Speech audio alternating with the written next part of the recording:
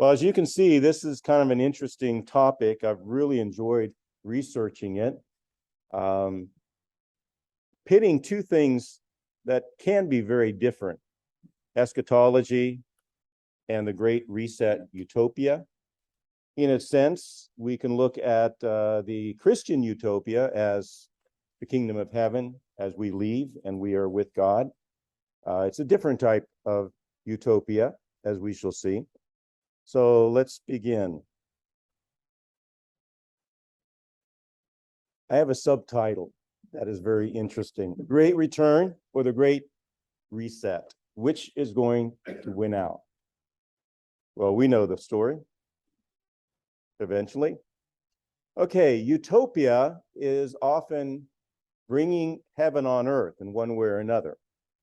So I want to define utopia first, and then I'm going to define eschatology.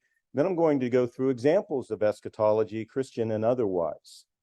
And then we'll match that up with what's going on with the Great Reset and their view of the eschatology or eschatological utopia. So heaven on earth.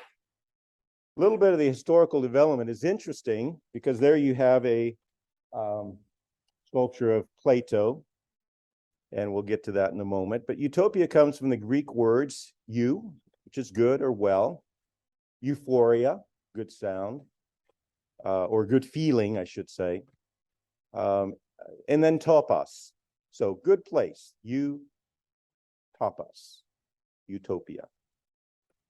The concept is found in Plato's Republic. He argued for an aristocracy of merit, sounds familiar, or rule by the best and the wisest people, creating a perfect society. So way back in the time of Plato, they were proposing to have a type of utopia. And he wrote about that in the Republic. He believed that the government should raise all children so that they would have equal opportunities. Sound familiar with what's going on today, right? All the way back. But he had good intentions there. He said students who did poorly would be sent to work while the other brighter students would continue to study. Sometimes we need to rethink that, because sometimes we put a lot of people in there that probably should not be going on through with college and otherwise, and they could do a great job in a lot of different fields. Okay, Plato's utopia would be governed by a small group of intelligent and educated men and women. They would be the philosopher kings. Does that sound familiar? With the elites and the power mongers and the government officials and their power desires, their desire for great power. Well, utopia typically describes a community or society that seeks to implement a place or state of things in which everything is perfect. So it's a nice idea. It really is. And there have been many attempts to create a perfect society through the ages. It's a great study. There's often the desire to eliminate poverty, support equality by fairly distributing resources. And that's where we are today in our society. There's a great emphasis on those things. Those are good emphases, right? It's always how they're carried out. And what we see, well, I'll get to that. What we see with the utopias that have been tried. Religious utopias include the monasteries, where resources were shared and duties were seen as an act of worship. They were poor and they were happy. And they were starting hospitals. They were doing all these wonderful things in the, from 500, 400, 500 AD and on. It was a great, but they did it for God's glory. The ultimate religious utopia would be the eschatological kingdom of God on earth, represented by the millennial rule. Or if that doesn't come about, if that's not the outcome, the 1,000 years on earth, we know that when Christ returns, that when we go to heaven, there will be a new heaven and new earth, and that will be a place of perfect peace for those who believe in Christ. So there will be an eschatological kingdom of God.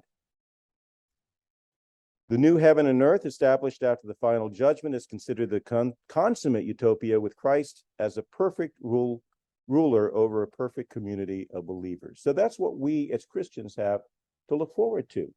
And we can look forward to that. That's prophesied, and Christ was very firm about bringing that about. So that's the Utopia. Now, we can see that it links with eschatology, especially for Christians. So we want to look at eschatology, which is the study of last things. It's concerned, of course, with the final events in history. We're familiar with some of these things. The word arises from the Greek, ta eskata, meaning the last things. So the study of the last things. It's first used in English around 1550. I think it might have been Thomas More. The four last things: death, judgment, heaven, and hell. We don't have to fear those things as Christians. Apocalypse, from the Greek word apokalypsis, means unveiling, disclosure, or revelation. So we talk about the apocalypse, but it is a revelation of what is to come. It generally refers to a type of writing that describes God's future intervention into the affairs of the world. So we can read about the apocalyptical events in the Bible and get ready for that. The emphasis is put on revealing the secret plans of God that describe how God's people will be delivered and their enemies will be destroyed.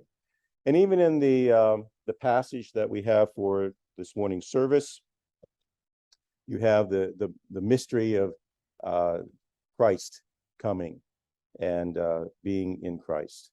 So that is part of this revealing. So we have the millennium. I want to talk a little bit about different millennial views. The word millennium means 1,000 years. It's from Latin. The term comes from Revelation 20, 4-5, which says they came to life and reigned with Christ for 1,000 years. The rest of the dead did not come to life until the 1,000 years were ended. Now, whether that's a literal 1,000 years or a figurative, we'll look at the different views of that in just a moment. Throughout history, there have been three major views on the time and nature of the millennium. There's amillennialism, premillennialism, and postmillennialism. I'm going to go into these in a little bit more detail. Not too much detail. We don't have time. Because there are a lot of different views, as you can see. The idealism is more of a spiritual, and the second coming comes at the end, and there's just the millennium is symbolic with that. The historical is also prophetically symbolizing the actual events of history leading up to the second coming, the judgment, and then eternity. No millennial there. And the preterist view, where Christ already returned, or he second coming came at the fall of Jerusalem, and now there's a church age, and then that will continue until judgment at the end. No millennial view there. So those three do not have a millennial view, but you do have the amillennial, postmillennial, premillennial, and the dispensational premillennial. So, forgot that I had a larger screen for that, for those particular three. But those do not consider the millennium as being part of the second coming. Except for the preterists, you may have a millennial view in that second part after the fall of Jerusalem, and we are in the millennium. We are in the church age in the preterist view now. So it's supposed to get better and better until judgment comes at the end. And then at that time, it gets worse and worse before the judgment. Maybe that's what's happening now. Anyway, this is just a brief overview, and I'll get into a little bit more details in a few minutes. But you compare the different Christian millennial teachings. First, you have post-tribulational premillennialism. So the tribulation comes first.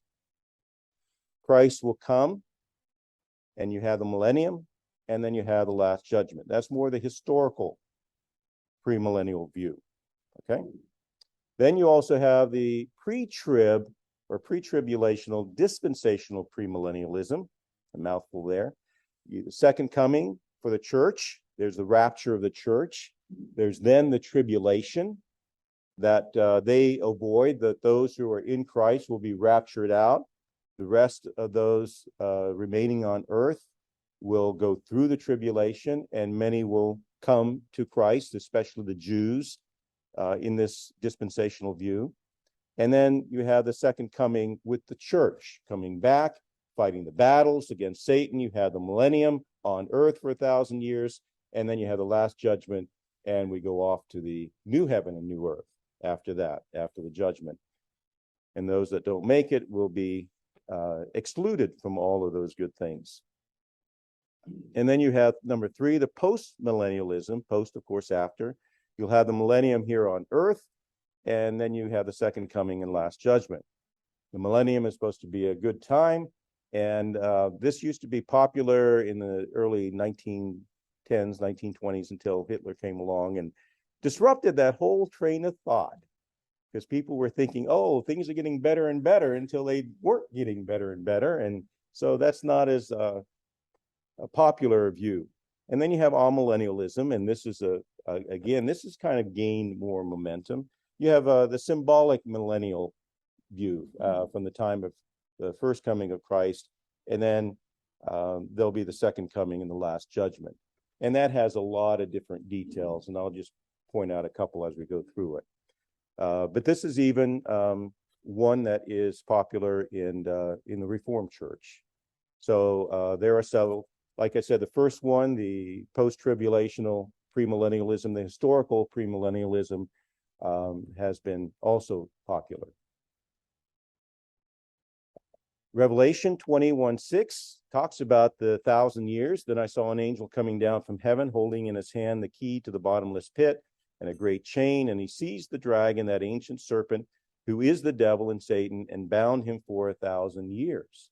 And during that time, you would have had this. They came to life, those who were dead before, they came to life and reigned with Christ for 1,000 years. The rest of the dead did not come to life until the 1,000 years were ended. So it talks about apparently a literal 1,000 years, if you're talking about this particular viewpoint. So will there be a literal 1,000 years? When does it come? That's where the eschatological views differ, okay? And whether it's just figurative, as in the amillennial view. So let's look at the amillennial view. These charts are from Wayne Grudem's book on theology. But amillennialism, there is no future millennium. The millennium of Revelation 20 is fulfilled in the current church age. So we're in the church age now, according to amillennialism. The 1,000 years is simply a figure of speech. The present church will continue until the time of Christ's return and the ups and downs that we would have with the current church. When Christ returns, there will be a resurrection of both believers and non-believers. Believers will rise to heaven. It'll be a new heaven and earth, and non-believers will face judgment and eternal condemnation. So that's the amillennial view. I do want to say that this is just a brief overview.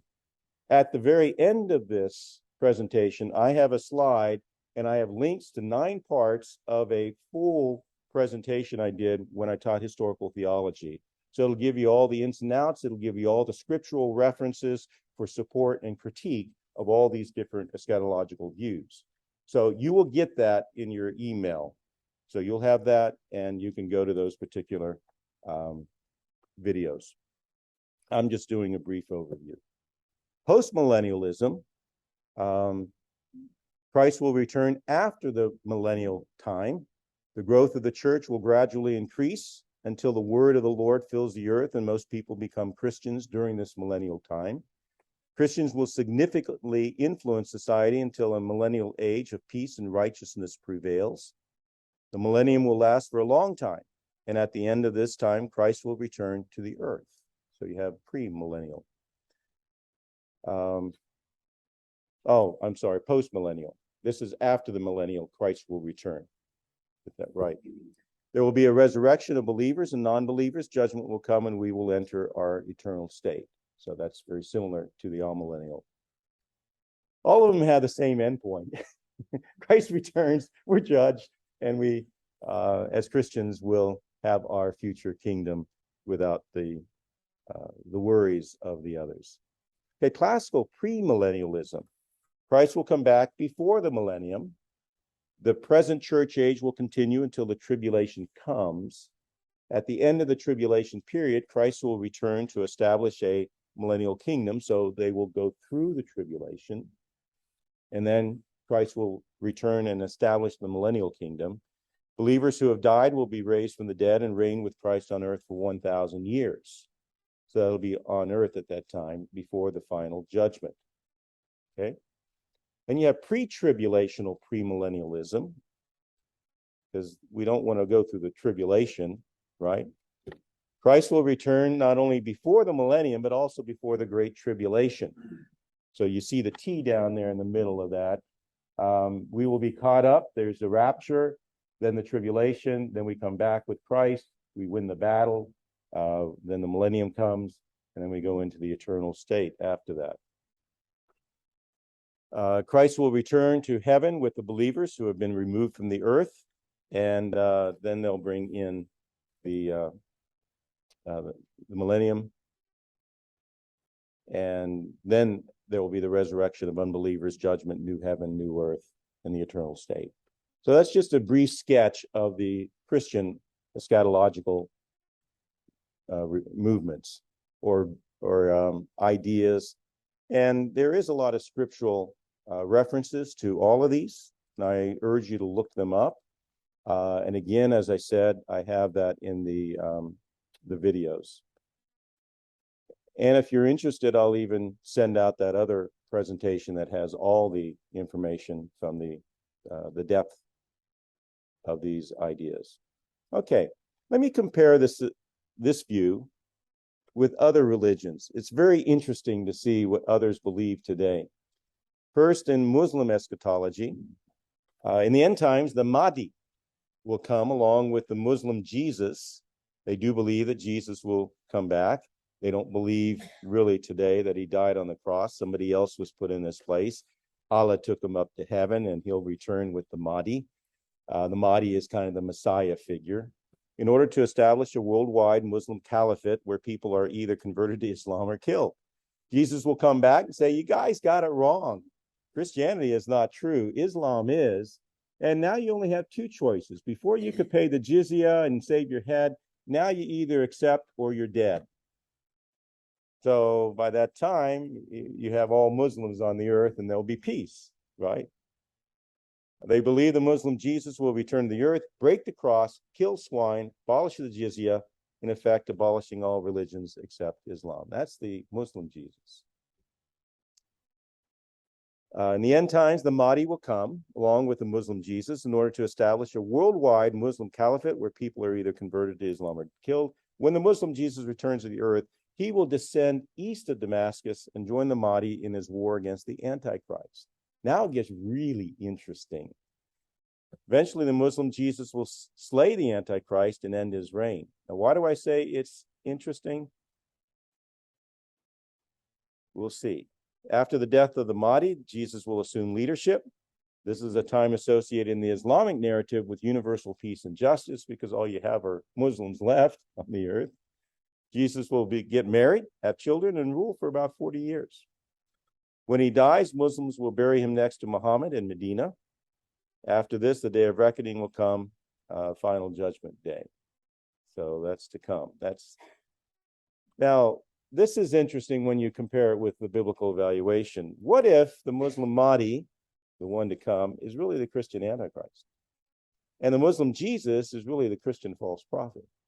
And the Dajjal that they talk about, this evil one-eyed person, is actually the Muslim Antichrist. But he may be the Christian Jesus Christ. And that's how they're going to look at him and say, oh, you're Jesus. You're the one that you're believing when he comes back. That's just the Dajjal. He's going to wreck everything. In other words, it is the polar opposite. So they believe the Muslim Mahdi is the Messiah. Christian views the Muslim Mahdi is the Christian Antichrist. They believe that the Muslim Jesus is the true prophet of Islam. We believe that the Muslim Jesus is the Christian false prophet. They believe that the Dajjal is the Muslim Antichrist, and they believe that that is perhaps Christian Jesus Christ. They've got a totally opposite, diametrically opposed. And that's what's interesting about Islam when you look at it deeply. Well, that's one. And we look at 1 John 4:1-3. Beloved, do not believe every spirit, but test the spirits to see whether they are from God, for many false prophets have gone out into the world.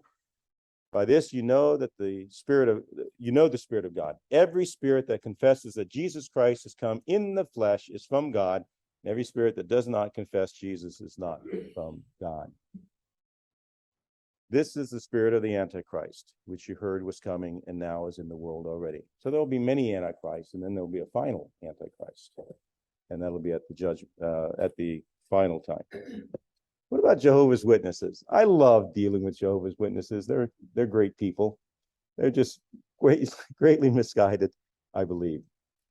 JWs are now eagerly awaiting the imminent battle of Armageddon.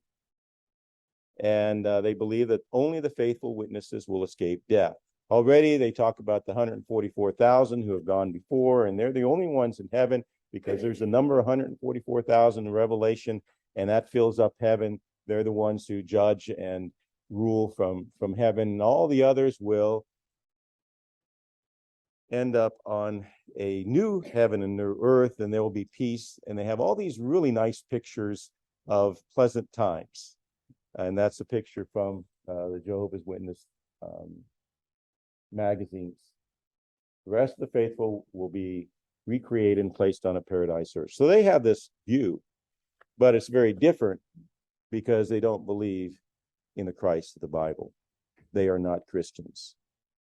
Pleasant people to work with, talk to, but they are not Christians. They do. They think they're Christians. The Mormon view of heaven, also Mormons think that they're Christians. But when you look at their whole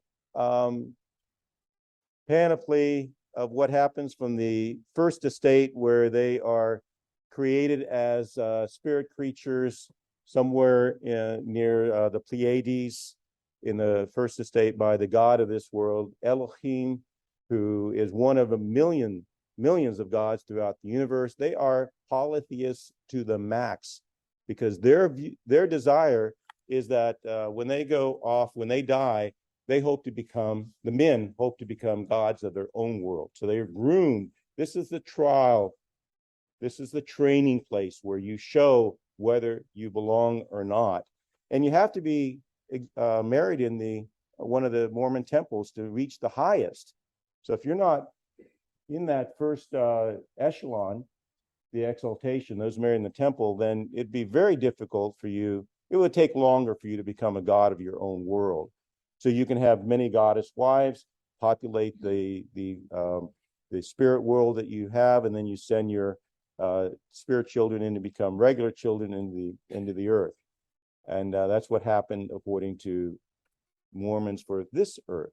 It is a fascinating story, but it is made up and it doesn't fit reality, and it is strongly anti-Christian. Mormons who believe the traditional view of Mormonism are not Christians. Their view of Christ is not accurate, no matter what they say. So don't fall for that. They have the wrong view. Where would Christians end up? Well, many Mormons that I've talked to about this, they say, well, honorable men, but didn't accept Mormonism, terrestrial kingdom. So I asked some of the experts, well, in that kingdom, what if you showed yourself approved and you realize, oh, the Mormons are right, could I make it up to the celestial? And they say, well, maybe up to the third level. Yeah, it's a really fluctuating influx all the time. But I have some interesting friends who are Mormons. They do have a very strong work ethic, and that's what, they want good families. They're known for that. But you see the straight and narrow way: morality, loyalty, tithing, word of wisdom, duty. They're all expected of those who are going to go to celestial kingdom in any of those layers. And if they really want to go the fast track to being a god, they have to go ahead and do all those things, get married in the temple, and have a lot of children. Because in the afterlife, when they are gods of their own world, they'll have many, many children. Billions of children. But they will be spirit children who then have to be translated to the second estate. Okay, that's Mormonism. Very different eschatology, I would think. But this shows that there's a desire for paradise, right? All through time, whether you're secular, whether you're religious, there's a desire for paradise. And the secular atheistic utopia view of today is also desirous of that paradise view. Heaven on earth now. Driven by individual desire to have paradise on earth with no religious moral restraints. That's our society today. They don't want Christianity. They don't want the restraints. Therefore, religious moral restraints must be outlawed. Even God's law is outlawed. And that's what we're facing as Christians today. We have to be prepared. There is rebellion against God's law. They want to break all of God's law. And I'll show you in a moment what they do. But remember, Psalm 14:1, the fool says in his heart, there is no God. That's the first thing you would say to an atheist in the right way. Or bring it up in the conversation. Well, what is the result of this rejection? I put this together, this chart, showing on the left the 10 Commandments. And what we see in the pagan utopia, woke speak. I don't know if that's a phrase yet, but I'm going to use woke speak. You shall have no other gods before me. Well, for them, the self is God. You shall make no idols. Well, there's a worship of self. You're idolizing yourself. You shall not take the name of the Lord your God in vain. Well, there's no reverence for God's name. There's blasphemy of God's name. Keep the Sabbath day holy. Sunday is self day. I'm off work. I can do anything I want. 5, honor your father and your mother. Well, self is primary. Parents should honor children's desires, even if they want to be a different sex at the age of 12. You shall not murder. Well, abortion is a woman's right. 7, you shall not commit adultery. Well, sexual sin is rampant today. Homosexuality, sex outside marriage, transgenderism, gender identities. It is the key to destroying our culture. And it's debased in many ways. You shall not steal. Well, taking from the hegemonic elites is encouraged. And then you see all these rampaging hordes going in and taking all that they want, and it's just very, very discouraging. 9, you shall not bear false witness against your neighbor. Well, a life of lies, absence of truth and reality is what is the hallmark of their beliefs. It is a lie. It is absent of reality. You shall not covet. Well, there's envy of others and their possessions, always wanting more, never fulfilled, wanting what others have. And so they've broken all the commandments and they feel that it is right and just. Well, there's one other commandment that we didn't put down, which seems to be their commandment. And it's the 11th commandment that Bodhi Bakum talks about. You shall be nice. You shall be nice. That's the one that you shouldn't break if you are woke. The only woke commandment that must be followed. But you know what? I listen to a lot of the woke leaders. I have never heard a pleasant word from any of them. You look at, or no tolerance, you look at the fruit of the Spirit, love, joy, peace. I don't see any of that. Goodness, faithfulness, meekness, temperance, all of those things. They do not have it. That should be a clear sign that what they believe is from the devil. It is wrong. And we should not be a part of it. The church should not be a part of it. The church should not let it in to its theology at all. Okay, the pagan utopia. Because it is a pagan utopia. It's totally without God. They want heaven on earth. So when we look back at Klaus Schwab and the Great Reset, remember he used the words reflect, reimagine, and reset our world. That's what they want to do. What are the goals of the Great Reset? We did these before. I'll just put them up here. Create a global utopia, eliminate poverty, distribute wealth so no one is in need, rebalance investment, harness science and technology, advance the transition to net zero of carbon output, so on. stabilize climate change, create equality for all genders and races, and govern with fairness and kindness. Those are good things.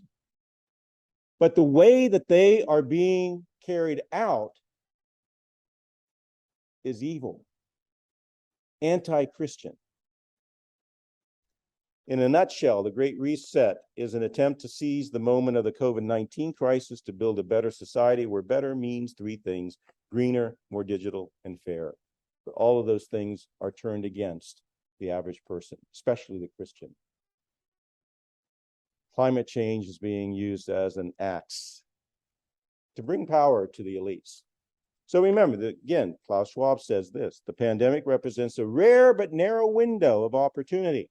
They pounced on it. They were waiting for it to reflect, reimagine, and reset our world. And we have gone through that for 2 years now in blatant reminders. The hidden goals of the Great Reset, there are a number of them. I just want to mention two. One is to eliminate Christianity because Christians get in the way. They cannot tolerate the Christian moral code or the Christian God or God at all. Push climate change to destroy democracy and capitalism.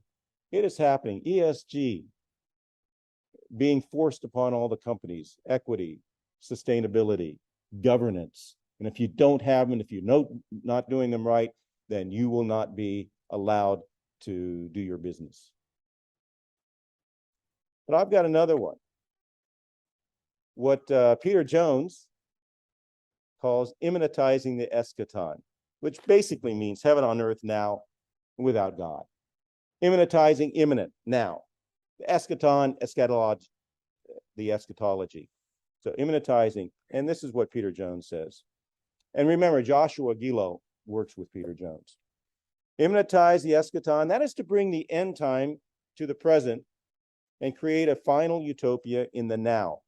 This is perhaps the real meaning of progressivism, which can be understood as a sort of political Gnosticism. Points out four key terms there: immanentize, final utopia, progressivism, Gnosticism. Remember, Gnosticism is having secret knowledge that gives the rulers an edge over everybody else. And that's what the elites are saying. We know what needs to be done. And they want the power, and that is what they're after. To bring about the final utopia, progressivism is what's being utilized, and that Gnosticism is their mindset. But it's bringing about a pagan utopia on earth. That's the goal, a pagan utopia. Creating a heaven on earth now, the belief that the chaos in the world can be transcended through insight, learning, and knowledge. That's the Gnosticism. And by the way, Paul had to deal with Gnosticism. In fact, in the Colossians, the church there had Gnosticism as their failure point. There's a desire to implement policy in order to bring about a utopia, making that which belongs to the afterlife happen here and now on earth, because they don't believe in an afterlife. If you don't grab for all the gusto now, you will not have it. This is your only chance. Creating a pagan utopia on earth. The final heaven-like stage of history rather than eternity. Because they don't believe that there will be an eternity. They don't believe in a God, for the most part. Except for, I think, the Christians who are following the wrong pathway and accepting too much of this wokeness. A woke religion without Christianity or Christ. And that's why you have this particular Ten Commandments in woke speak. That's where they're going. Well, David Jeremiah had an interesting article on 4 signs of the end times. It fits. Sign of deception, all from Matthew 24. See that no one leads you astray, for many will come in my name, saying, I am the Christ, and they will lead many astray. Then the sign of disputes among nations. Do we have any of those? Matthew 24:6. And you will hear of wars and rumors of wars. And they're stepping up today. 3, sign of devastation. Matthew 24:7. For nation will rise against nation and kingdom against kingdom, and there will be famines and earthquakes in various places. and they're following these ESG and DEI policies. We talked earlier about Sri Lanka just going downhill in a matter of a year by following these policies. And then the Netherlands being forced into certain things that would devastate not only the Netherlands, but all of Europe, because they produce a lot of the agricultural products. 4, sign of deliverance into tribulation. Matthew 24:9. Then they will deliver you, Christian, up to tribulation and put you to death, and you will be hated by all nations for my name's sake. You know, today, Christians are the most persecuted people in the world. They have been for generations. Muslims are not persecuted by many Christians because they are often the majority in those countries where they greatly persecute Christians. Every day, about every 6 minutes, there's a Christian martyred for his faith. So it's very much the other way around. Eschatology versus utopia, coming to a closing. Eschatology is a statement of faith, while utopia is a political philosophy in action. Remember that well. It is a political philosophy in action. Very political. Too many churches today are trying to actualize a synthesis of eschatology with utopia, and that will cause no amount of harm to the church. We need to be careful in this church and other churches that we know of as a Christian. Eschatology points to a perfect society. That's what they want in their utopia, but a pagan utopia will never bring that. Only the eschatology that God has for us. Whatever view comes about of those millennial views and so on. Utopias remain imperfect goals in history. Why? Because man is fallen. He cannot carry it out on his own. There are many utopias, but there's only one utopia with the EU, good place. And that's, of course, the Christian utopia. Okay, this is a book that Peter Jones put out, and I want to just go through a couple of quotes by one of the writers, Joe Boot, who pastors up in Toronto. He's British, but he's a great apologist. He worked for RZIM for a while.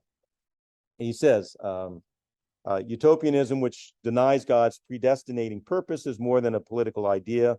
It is a religious theology. Man replaces the mythical God of the Bible. So it's focused on man. Man becomes God. We know that. This is the pagan utopia.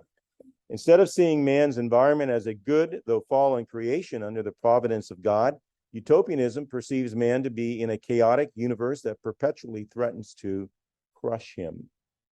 Climate change, and so on. A little bit later, he says this, as J.L. Talman expressed it, the messianic trends of the 19th century, looking historically, considered Christianity as arch enemy. Their own message of salvation was utterly incompatible with the Christian doctrine. And think of Marxism, communism, totally opposite of Christianity. Utterly incompatible with the true Christian doctrine, that of original sin with its vision of history as a story of the fall and its denial of man's power to attain salvation by its own exertions. When we took prayer out of school and slowly removed the curriculum that taught Bible in our schools, that was a great downfall. You can mark so much from those times in the 60s. So man has replaced God in his word and needs a new doctrine of God and a new word. In this reimagining, who said that recently? Klaus Schwab, right? Reimagine. In this reimagining process, he transcends the key attributes of God to man and his agencies. Because man is a sinner, these utopian schemes must always be dystopian in their outcomes. You know what a dystopia is? It's the opposite of a utopia. And that's what we are facing. This is a dystopia that is coming upon us. So that was Joe Boot in his chapter. So the Great Reset, is it a utopia? Not of the good sort. It is a dystopia. It will ruin our culture.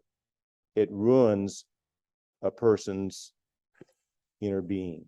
It takes them away from the only solution they have, the only way to reach a final utopia, which would be the kingdom of heaven reserved for Christians. So that's why we need to speak into this culture. We need to be bold to confront these views. And if you're in a company that is pushing the ESG and the DEI, diversity, equity, inclusion, which is the most bigoted, disproportionate, discriminatory viewpoint for the last 50 years, especially, you've got to speak up. We will be chastised, I'm sure. We will face martyrdom. But if we don't, we're going to lose a lot more than our lives. And this is what you have at the end of the slides. And these will be the links to the different parts of my full lecture if you want to learn more about that.